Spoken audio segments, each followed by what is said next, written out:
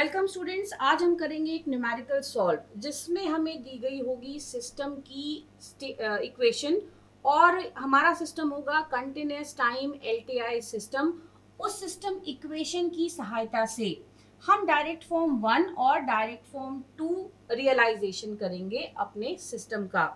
तो चलिए शुरू करते हैं सिस्टम इक्वेशन से। सपोज आपको एक सिस्टम की इक्वेशन दी गई है 3d² yt upon dt square plus dyt upon dt plus 2yt is equals to 7xt plus 9d by dt of xt plus 12d² xt upon dt square. आपको ये system की equation दी गई है और चूंकि हमारा सिस्टम कंटिन्यूअस टाइम सिस्टम है तो हमारे सिस्टम की इक्वेशन एक डिफरेंशियल इक्वेशन होगी। हमें इसका डायरेक्ट फॉर्म 1 और 2 रियलाइजेशन करना है, लेकिन उससे पहले इस पूरी इक्वेशन के रिस्पेक्ट में हमें कैलकुलेट करना पड़ेगा सिस्टम का ट्रांसफर फंक्शन, क्योंकि ट्रांसफर फंक्शन के बेसिस पर ही block diagram representation direct form 1 और 2 का किया जाता है कंटिन्यूअस टाइम सिस्टम के लिए। तो अब हम क्या करेंगे, हम इस इक्वेशन से ट्रांसफर फंक्शन को एस्टिमेट करेंगे।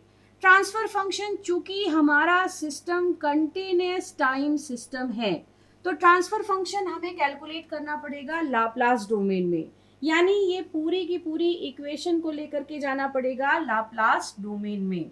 लाप्लास डोमेन में इस इक्वेशन का कन्वर्जन करने के लिए जो प्रॉपर्टी लाप्लास ट्रांसफॉर्म की हमारी सहायता करेगी वो है डिफरेंशिएशन प्रॉपर्टी।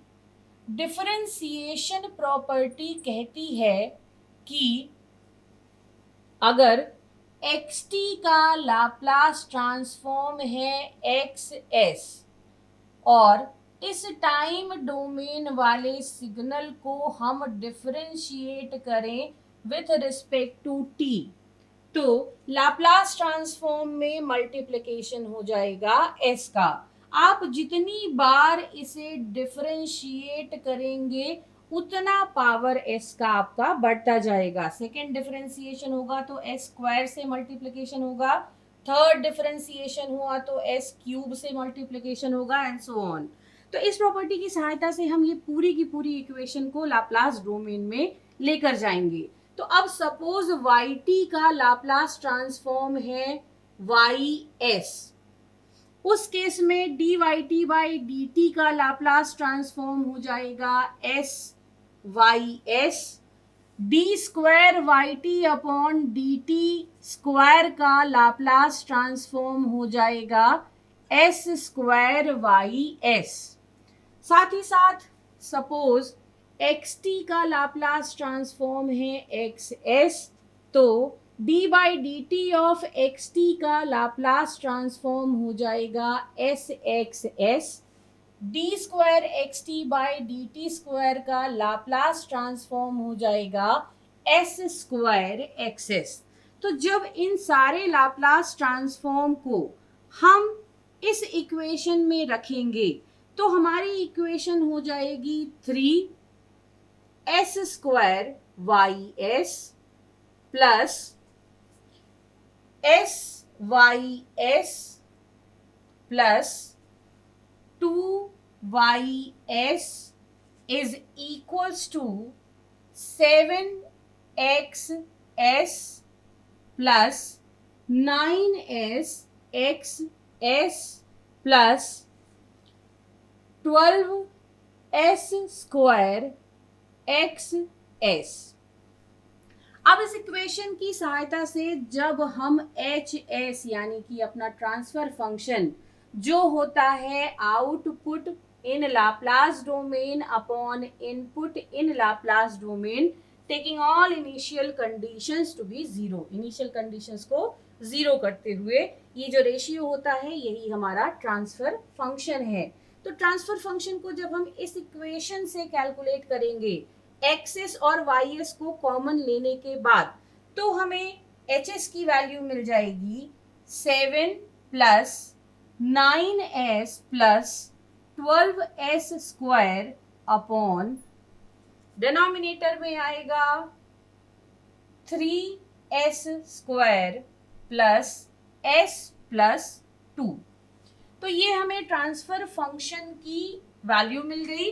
अब ट्रांसफर फंक्शन की इस वैल्यू को जब हमें ब्लॉक डायग्राम बनाने के लिए यूज करना है, तो उस केस में चूंकि ब्लॉक डायग्राम में हम इंटीग्रेटर रखते हैं, ट्रांसफर फंक्शन होता है s की पावर -1, तो हमें इस पूरी इक्वेशन को s की नेगेटिव पावर में कन्वर्ट कराना पड़ेगा।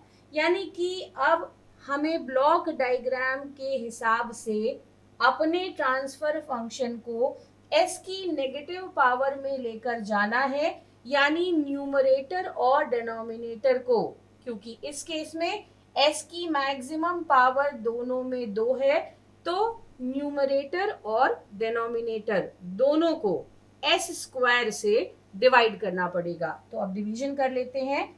डिवीजन करेंगे तो हमें मिलेगा 7 s की पावर -2 प्लस 9 s की power -1 plus 12 upon 3 plus s inverse plus 2s की पावर -2। ये एक्सप्रेशन आपको मिलेगा। अब इसके बाद हमें और अप्रोप्रिएटली इस एच एस में ये चेक करना है कि डिनोमिनेटर में जो कांस्टेंट टर्म है वो 1 है या नहीं। तो यहाँ पर 1 नहीं है, यहाँ पर 3 है। तो अब इसे 1 बनाने के लिए हम न्यूमरेटर और डिनोमिनेटर दोनों को 3 से डिवाइड कर देंगे। तो उस केस में हमें मिलेगा, अब इस टर्म को मैं रिवर्स करके लिख रही हूँ, सिस्टमैटिक दिखता है वो। तो न्यूमरेटर और डिनोमिनेटर दोनों को आप जब 3 से डिवाइड करेंगे तो ये मिलेगा 4 plus 3s inverse plus 7/3 s की power -2 upon 1 plus 1/3 s inverse plus 2/3 s की पावर -2। तो अब हमारी इक्वेशन उस फॉर्म में आ चुकी है जिसमें हम इसका यूज करेंगे डायरेक्ट फॉर्म 1 और 2 को बनाने के लिए। तो अब हमारे सिस्टम का ट्रांसफर फंक्शन उस फॉर्म में आ गया जिसमें हमें इसका डायरेक्ट फॉर्म 1 और डायरेक्ट फॉर्म 2 रियलाइजेशन हम कर सकते हैं। तो हम शुरुआत करते हैं डायरेक्ट फॉर्म 1 से। डायरेक्ट फॉर्म 1 में हम हमेशा पहले जीरोस को प्लॉट करते हैं, फिर हम अपने सिस्टम के पोल्स को प्लॉट करते हैं। तो जीरोस को प्लॉट करने के लिए हमें न्यूमरेटर के अकॉर्डिंग ब्लॉक डायग्राम बनाना होता है और पोल्स को प्लॉट करने के लिए हम डिनोमिनेटर के हिसाब से अपना ब्लॉक डायग्राम बनाते हैं। तो इस ट्रांसफर फंक्शन के लिए जब हम डायरेक्ट फॉर्म 1 रियलाइजेशन करेंगे तो पहले न्यूमरेटर को प्लॉट करेंगे, फिर डिनोमिनेटर को प्लॉट करेंगे। न्यूमरेटर में आप देखिए s की मैक्सिमम नेगेटिव पावर है 2, यानी कि हमें लगेंगे 2 इंटीग्रेटर। तो अब हम इनपुट साइड से बनाना शुरू करते हैं। हमें लगेंगे 2 इंटीग्रेटर, तो ये पहला लगा दिया और ये दूसरा बन गया। 2 इंटीग्रेटर के बाद पहले इंटीग्रेटर का आउटपुट मल्टीप्लाई होगा +3 से, तो पहले इंटीग्रेटर का आउटपुट मल्टीप्लाई हो गया कांस्टेंट 3 से। दूसरे इंटीग्रेटर का आउटपुट मल्टीप्लाई होगा कांस्टेंट 7/3 से, तो यहाँ पे इसका आउटपुट मल्टीप्लाई हो गया 7/3 से। इसके बाद यहाँ पर है कांस्टेंट 7 जिसमें कोई इंटीग्रेशन नहीं होना है, यानी हमारा सिग्नल xt मल्टीप्लाई होगा बिना किसी इंटीग्रेशन के 4 के साथ। अब ये पार्ट बन गया। अब इन सिग्नल्स को हम आपस में ऐड करेंगे। तो यहाँ पर हमने लगाया एक एडर, इसका ये हुआ दूसरा इनपुट। इसके बाद इस एडिशन का जो रिजल्ट होगा वो 4xt से यानी इनपुट साइड से आने वाले सिग्नल के साथ जुड़ जाएगा। हमें मिलेगा इसका यहाँ पर आउटपुट। अब हमने ये जीरोस का रियलाइजेशन कर लिया, यानी न्यूमरेटर के आधार पर इनपुट साइड का ब्लॉक डायग्राम बना लिया। अब हम बनाएंगे आउटपुट साइड का ब्लॉक डायग्राम, यानी पोल्स को अब हम करेंगे रियलाइज। तो ये हमने आउटपुट लिख लिया। अब आउटपुट साइड पर भी आप देखिए दो इंटीग्रेटर्स लगेंगे। तो यहाँ पे फीडबैक पाथ लिया हमने, पहला इंटीग्रेटर लगा हमारा और दूसरा इंटीग्रेटर लगा हमारा। अब पहले इंटीग्रेटर का जो आउटपुट होगा वो मल्टीप्लाई हो रहा है 1/3 से, साइन है पॉजिटिव का। तो जब ब्लॉक डायग्राम में हम इसे रखेंगे तो -1/3 के कांस्टेंट से ये मल्टीप्लाई होगा। दूसरे इंटीग्रेटर का आउटपुट 2/3 से मल्टीप्लाई हो रहा है और इक्वेशन में चूंकि वो भी +2/3 है तो यहाँ पे -2/3 का मल्टीप्लिकेशन होगा। अब इसके बाद ये आपस में जुड़ेंगे। तो यहाँ पे हमने लगा दिया एक एडर जो आने वाले दोनों सिग्नल्स को जोड़ेगा और इस एडिशन का रिजल्ट जुड़ जाएगा इनपुट साइड से आने वाले सिग्नल के साथ और इसका जो आउटपुट होगा 1 से मल्टीप्लाई होके चला जाएगा फाइनल आउटपुट लाइन पर। तो ये हमने बना लिया डायरेक्ट फॉर्म 1 रियलाइजेशन अपने सिस्टम के लिए।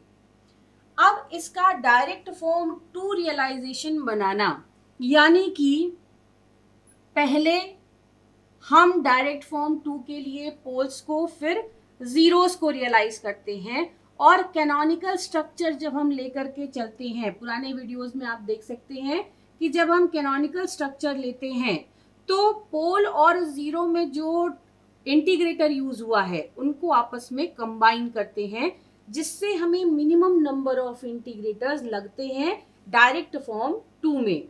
तो अब हम उन दोनों कंसेप्ट को लेते हुए चलें तो न्यूमरेटर में हमें 2 इंटीग्रेटर चाहिए और डिनोमिनेटर में भी हमको 2 इंटीग्रेटर चाहिए। तो ये हमने यहाँ पर इंटीग्रेटर्स को ले लिया है, पहला इंटीग्रेटर और ये दूसरा इंटीग्रेटर।